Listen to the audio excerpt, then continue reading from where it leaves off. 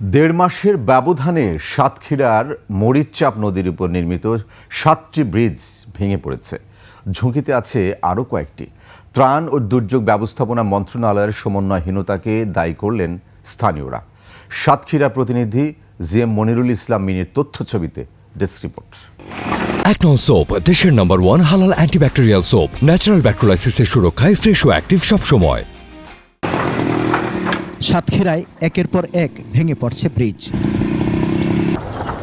এরই মধ্যে ভেঙে পড়েছে বাকরা, টিকেট, হিজলডাঙ্গা, চর গোবিন্দপুর, শিমুলবাড়িয়া, ডাডার খাল ও এল্লারচর ব্রিজ। মাত্র দেড় মাসের ব্যবধানে 7টি ব্রিজ ভেঙে পড়ায় সাতক্ষীরা সদর, দেবহাটা ও আশাশুনির প্রায় 30টি গ্রাম যোগাযোগ বিচ্ছিন্ন। এতে দুর্ভোগে পড়েন স্থানীয়রা। বৃষ্টি হলে সাইকেল নিয়ে আসতে গেলে তাদের তারা সাইকেলে যায়, হেঁটে যায়, যাতে গেলে পা পিছলে যায়। স্কুলের বাচ্চাদের স্কুলে যেতে সমস্যা, আমাদের যাচ্ছে প্রতিদিন বাজারে যেতে বাজারে যাওয়ার সমস্যা। ব্রিজটা ভেঙে পড়ার কারণে আমাদের যাতায়াতে, স্কুল কলেজে যাতায়াতে অনেক কষ্ট হয়। প্রতিদিন মনে হয় এই ব্রিজে অন্তত 500-র মতন মানুষ যাতায়াত পার করে। গাং সাঁতরায় পার হতে হয়, জোয়ারের সময় পার হওয়া যায় না। অভিযোগ, নির্মাণের সময় সিএস রেকর্ড অনুসরণ না করা এবং পানি উন্নয়ন বোর্ডের মতামত নেওয়া হয়নি। এতে নদী খননের পর অতিরিক্ত পানির চাপ ও দুই পাড়ের মাটি সরে গিয়ে দ্রুত ব্রিজগুলো ভেঙে পড়ছে।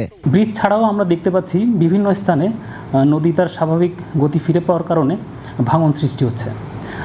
এই সমস্যা থেকে উত্তরণের জন্য আমরা বিভিন্ন দপ্তর সমন্বয়ের চেষ্টা করতেছি। আশা করতেছি আমরা সমন্বয় করে এই সমস্যা থেকে উত্তরণ লাভ করব। তবে আরও বড় আকারের টেকসই ব্রিজ নির্মাণের আশ্বাস সরকারি এই কর্মকর্তার। সাতক্ষীরাতে একটা বড় প্রজেক্ট হচ্ছে প্রায় 3000 কোটি টাকার। সেই প্রজেক্টের মধ্যে আমরা 60টি স্পট থেকে 3টি গুরুত্বপূর্ণ স্পটকে আমরা এলজিডির মাধ্যমে ব্রিজ করার প্রস্তাব দিয়েছি। আমরা আশা করছি ইনশাল্লাহ আগামী অর্থ বছরই এই ব্রিজের কাজ শুরু হবে এবং বাস্তবায়ন হবে। জনদুর্ভোগ কমাতে কর্তৃপক্ষের কার্যকর পদক্ষেপ চান নদী পাড়ের মানুষ। সমর ইসলাম, ডেস্ক রিপোর্ট, 21 টেলিভিশন।